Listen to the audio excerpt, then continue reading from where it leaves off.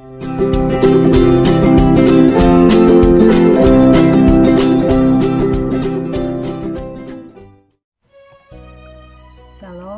Salve, Assalamualaikum warahmatullahi wabarakatuh. Om Swastiastu, Namo Buddhaya, salam kebajikan. Salam sehat dan salam sejahtera untuk kita semua. Anak-anak sekalian, salam berjumpa lagi bersama Ibu melalui video pembelajaran kali ini. Ibu berharap anak-anak selalu dalam keadaan sehat walafiat sehingga bisa menyimak pembelajaran melalui video ini dengan baik. Kali ini kita masih membahas materi pada bab 3, perumusan dan pengesahan Undang-Undang Dasar Negara Republik Indonesia tahun 1945. Nah, kalau kali lalu kita sudah membahas bagian A, perumusan dan pengesahan Undang-Undang Dasar Negara Republik Indonesia tahun 1945 pada poin pertama yaitu tentang perumusan Undang-Undang Dasar. Kali ini kita akan membahas pada poin yang kedua yaitu pengesahan Undang-Undang Dasar Negara Republik Indonesia tahun 1945 dan arti penting Undang-Undang Dasar Negara Republik Indonesia tahun 1945 bagi bangsa dan negara Indonesia. Kompetensi dasarnya, kompetensi dasar yang pertama 3.3 menganalisis kesejarahan perumusan dan pengesahan Undang-Undang Dasar Negara Republik Indonesia tahun 1945. Kompetensi dasar 4.3 menjelaskan proses kesejarahan perumusan dan pengesahan Undang-Undang Dasar Negara Republik Indonesia tahun 1945. Sebelum kita lanjut pada pembahasan materi, kita awali kegiatan pembelajaran kita dengan berdoa.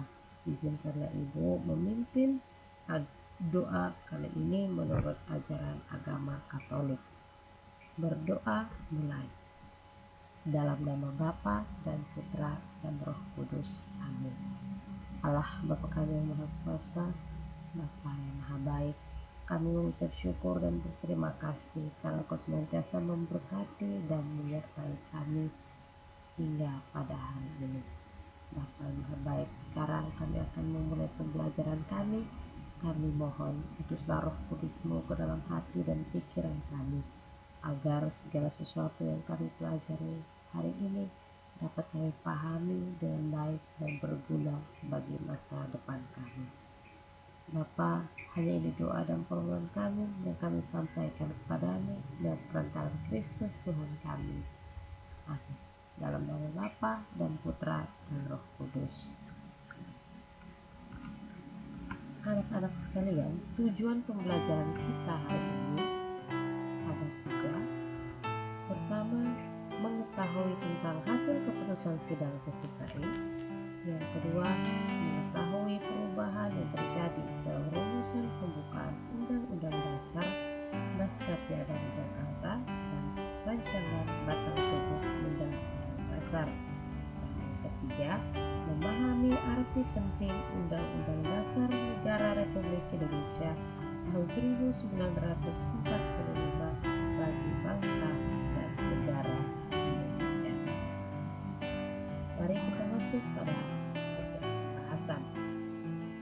Yang kedua, pengesahan Undang-Undang Dasar Negara Republik Indonesia tahun 1945.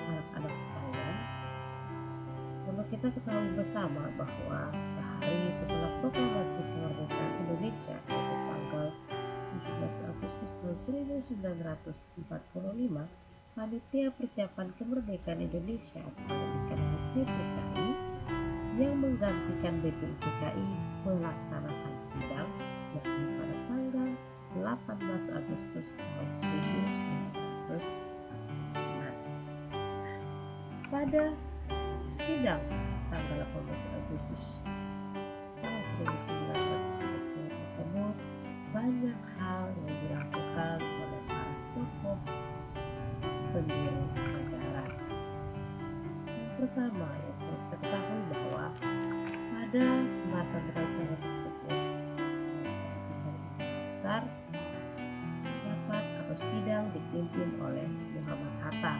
Nah, pada saat sidang tersebut Muhammad Hatta melaksanakan tugasnya dengan sangat cepat, dan proses pembahasan juga berlangsung dalam suasana yang rasa kekeluargaan, tanggung jawab, cermat, dan inti, serta saling menghargai antar anggota. Jadi bisa dibayangkan bahwa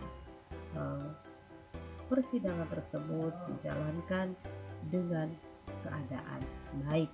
Nah, pada pembahasan rancangan Undang-Undang Dasar tersebut menghasilkan naskah pembukaan dan juga batang tubuh. Nah, kemudian Undang-Undang Dasar ini dikenal dengan sebutan Undang-Undang Dasar Negara Republik Indonesia tahun 1945. Nah, hal ini kita ketahui melalui Berita Republik Indonesia tanggal 15 Februari tahun 1946.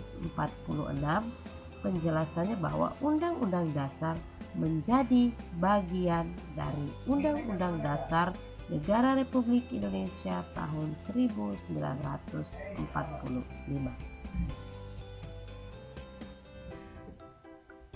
Pada sidang tanggal 18 Agustus tahun 1945 tersebut dihasilkan 3 keputusan sidang oleh PPKI. Yang pertama yaitu mengesahkan Undang-Undang Dasar Negara Republik Indonesia tahun 1945.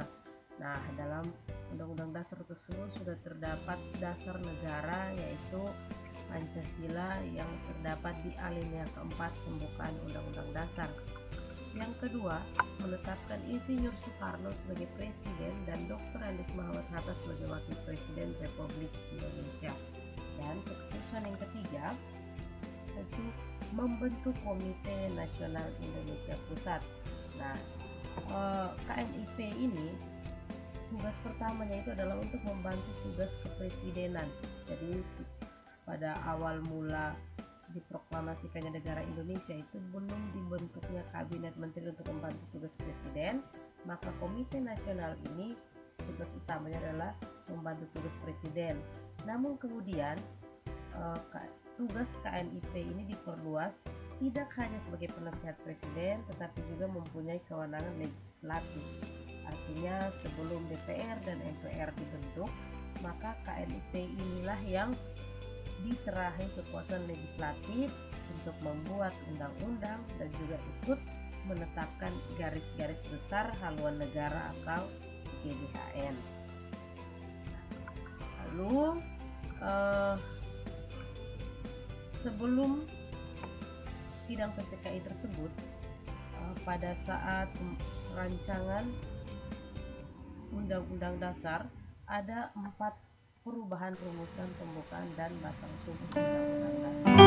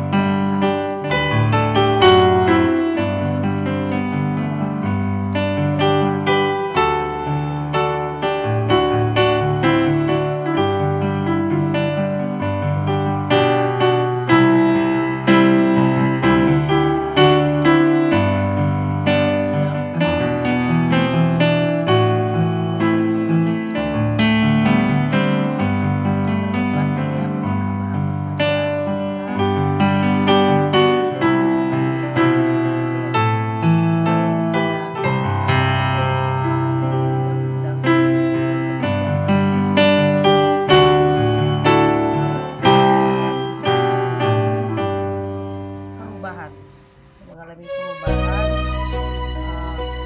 Kami masih tidak jumlah orang asli Indonesia, tetapi menjadi calon presiden dan wakil presiden harus seorang warga negara Indonesia sejak kelahirannya dan tidak pernah menerima kewarganegaraan lain karena kehendak presiden, tidak pernah mengkhianati negara serta mampu secara rohani dan jasmani untuk melaksanakan tugas dan kewajiban sebagai presiden dan wakil presiden. Jadi, pasangan